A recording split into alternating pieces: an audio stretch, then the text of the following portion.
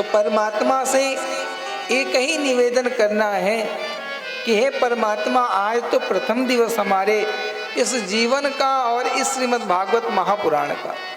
जीवन का कहने का तात्पर्य यह है कि 7 ही दिन हमारे जीवन में है, इसलिए आज अपने जीवन का प्रथम और 7 ही दिन अपने जीवन का समझो।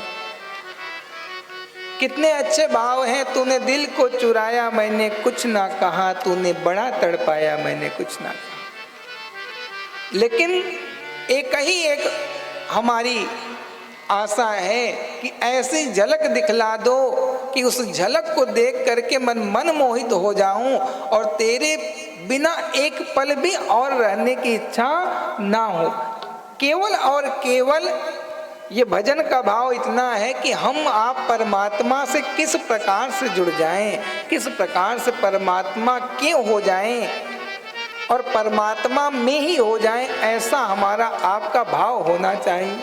बोल भक्त वत्सल भगवान की, राधा रमण लाल की।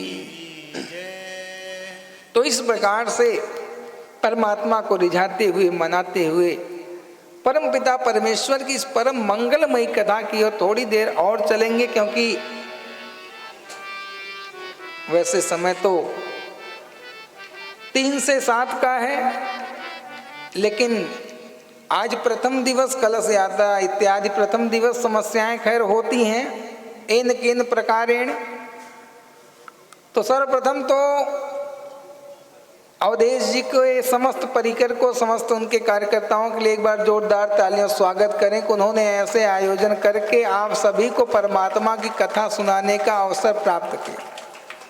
और आपको बताना चाहूँ महाराज कि भाग्योदयेन बहुजन्म, यानी ये कथा सुन लेना कोई आसान काम नहीं है। आप यदि सोच रहे हो कि ये हमारी महानता है कि हम कथा को सुन रहे हैं, तो ये एक बात नोट कर लेना महाराज, इसमें हमारी आपकी कोई महानता नहीं है। ये हमारे भाग्यों का जन्म जन्मांतर, कल्प कल्पांतर, युग युगांतर के पुण्यों का फल जो उदय होता है, उसका परिणाम, उसका फल क्या होता है? श्रीमद् भागवत महापुराण की कथा। कहने का तात्पर्य इस ग्राम में, इस क्षेत्र में क्या यही 150 लोग हैं? बहुत सारे लोग हैं। कुछ लोग क्या सोच रहे होंगे, आज पहला दिन है, कोई बात नहीं, 7 दिन होगा, चलेंगे।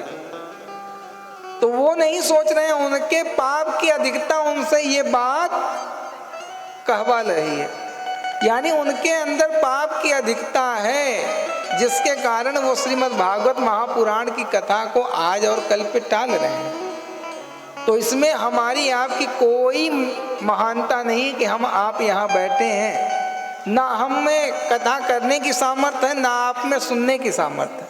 ये हमारे पूर्व जन्मों के पुण्य फल उदय होने के कारण ही हम आप आज इस श्रीमद् भागवत महापुराण की कथा में पहुंचे हैं। और जब तक महाराज जैसे जल रूपी घड़ा नहीं भरता तब तक मामला समझ में नहीं आता, ऐसे ही जब तक पुण्य रूपी घड़ा नहीं भरता तब तक महाराज इस कथा में प्रवेश नहीं मिल पाता।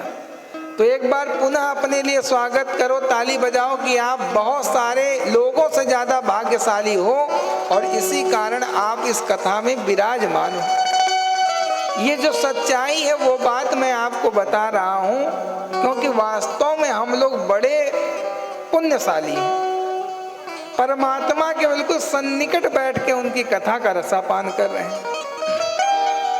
तो इस प्रकार से धीरे धीरे परमात्मा की परम मंगलमयी कथा आगे बढ़ती जा रही है। और अब हम लोग इस श्लोक के माध्यम से परमात्मा के स्वरूप को थोड़ा बहुत जानेंगे।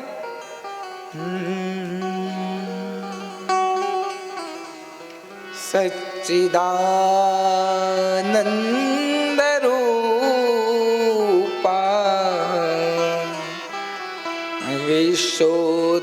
विश्वोत्पत्त्यादि हेतवे तापत्रय विनाशाय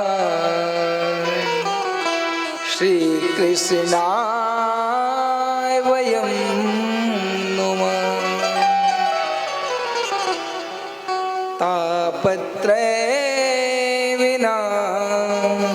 विनाशाय सच्चिदानंद रूपाय विश्वोत्पत्त्यादि हेतवे तापत्रय विनाशाय श्री कृष्णाय वयम नमः।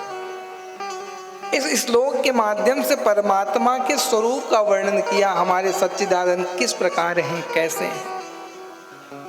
बोले सच्चिदानंद भगवान की।